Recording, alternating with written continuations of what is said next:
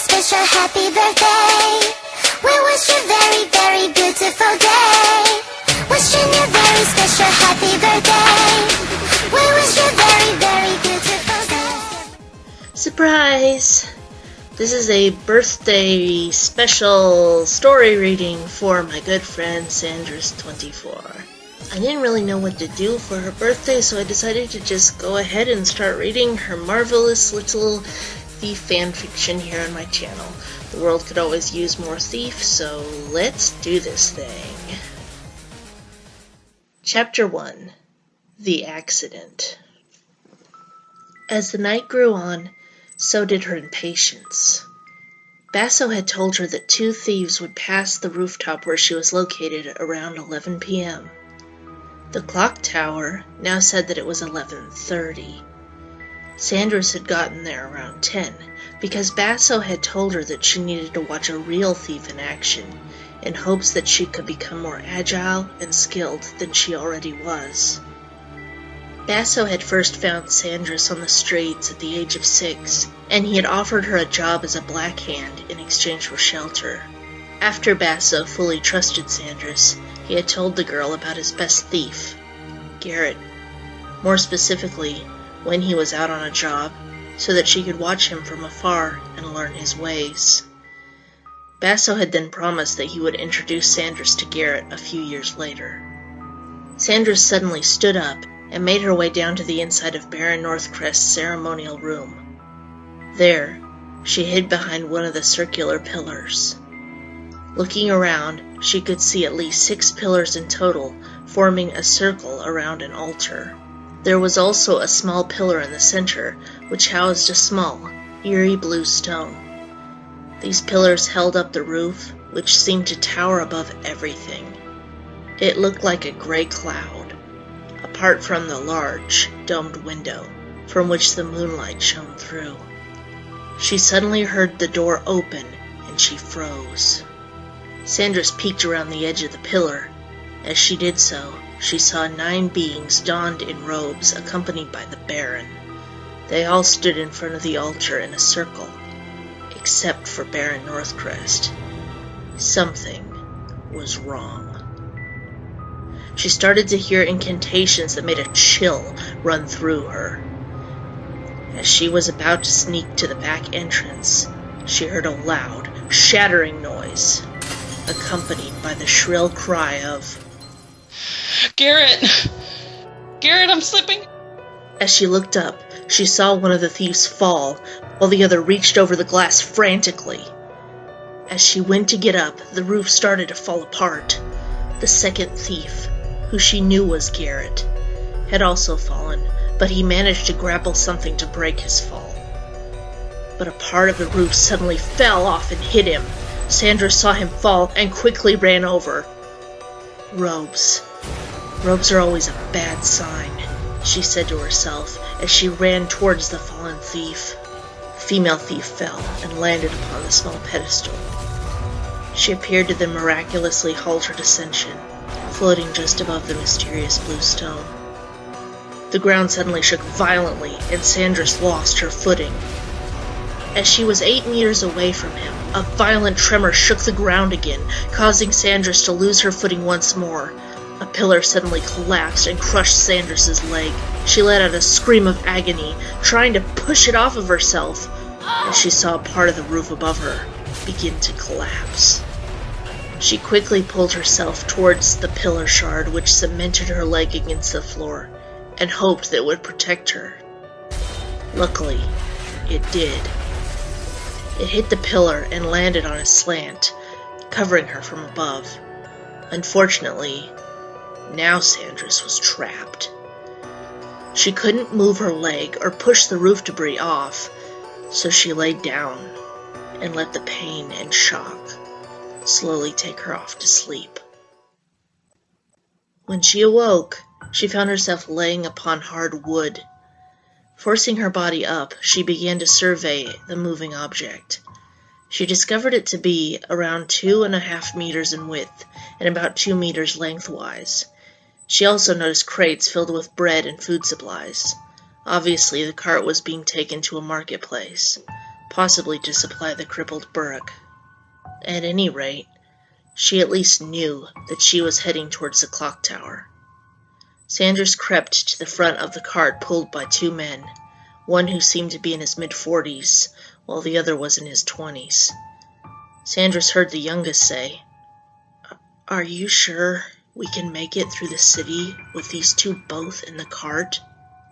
The oldest replied, "Once we get to the clock tower, it'll be okay." "All right, if you say so." Sanders looked behind her and saw flaps at the back of the cart. She stared at it. Thinking, all of a sudden, she slipped out of it as silently as a shadow. Once she felt like they were far enough ahead of her, she quickly darted to the cover of the buildings, climbing up to the rooftops to have a better look of her surroundings. As she did so, her left leg crumpled from under her. A sharp pain shot up her leg and it cramped. She grabbed her leg, staring at it in confusion. What had happened? As she stared at her leg, she took her boot off and froze. Her leg was covered in bandages. Sanders put her boot back on and headed towards the crippled Burke. Once Sanders had arrived at the Burke, she headed straight to a seat in the corner and sat down. As she looked around the Burke, she could see a few longer tables around the room with chairs. Some were empty, and some were filled. Behind the counter was shelving full of wine and other beverages. Sanders ordered some food and drink, and waited. As she waited, she examined her arms and legs, removing her gloves and boots again. Bandages. Sanders started to become extremely confused. What happened after she passed out? How long had it been? Where had she been? And why was she being taken into the city? So many unanswered questions. She shook the thoughts from her mind. "Don't need to go thinking about it at the moment," she said. As she put her boots and gloves back on, she heard a familiar voice enter the Burke. As she looked up, she saw a figure standing at the counter ordering a drink. On his shoulder was a black and white bird, a magpie. The man wore a top hat with an armless and rugged old coat that was open in the front. Around his neck was a black scarf, and on his arms he wore leather braces. Hanging down from his neck was a mahogany pipe. Sandra saw the bird look at her. With a chirp, it flew off of her master's shoulder and landed on Sanders. Sanders took a bit of bread from her meal and fed it to the bird. "Good to see you too, Genevieve." "Well, look who it is," said the man at the counter. "I thought you were dead." Sanders shook her head.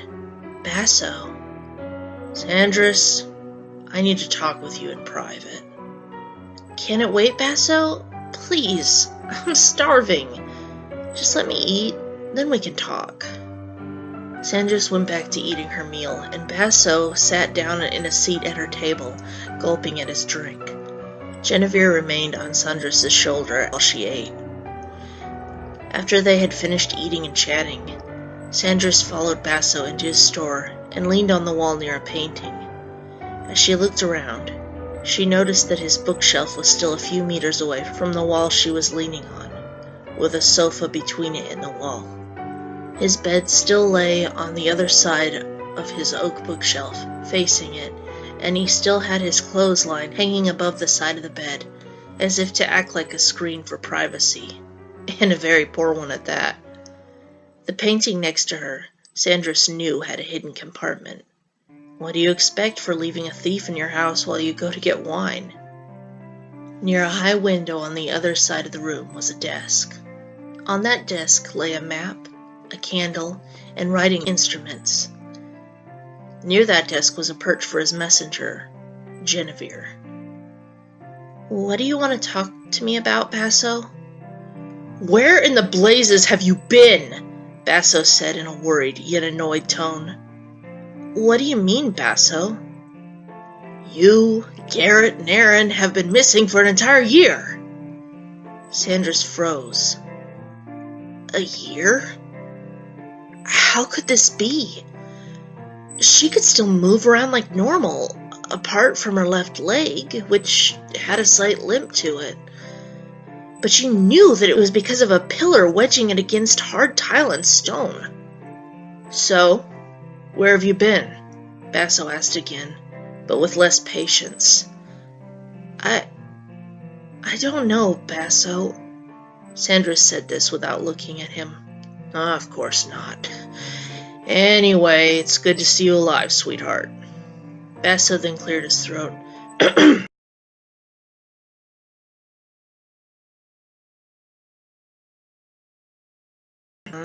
Sure? Sanders just grinned at Basso. Basso waved an arm for Sanders to come over and have a look at the map. She walked over and saw that he was pointing to the old foundry near Cinderfall. Then he showed her a picture of a ring. Okay, Garrett arrived here just before I went into the burg and found you. Your task is to keep an eye on him and watch his back, just in case he's not fully up for the job. The best way to that place is through the old chapel. Okay, Basso? When will I stop having to watch Garrett and actually get to meet him properly? Sanders asked this and stared at the floor. She didn't want to question the man whom had raised her with such petty questions. But she had also grown up tailing the thief, learning how he acted, how he moved, and what tactics he used in different situations. Garrett was basically a figure who was in her life all the time, even though he didn't know it. Or so she thought. Garrett had known that she was keeping an eye on him from afar, but had said nothing of it, nor had he actually snuck up behind Sanders, even though she was able to keep tabs on where he was. She couldn't always know where he was, and often lost sight of the master thief. Soon, I promise, Basso answered, looking at her and thinking to himself, if he'll let you.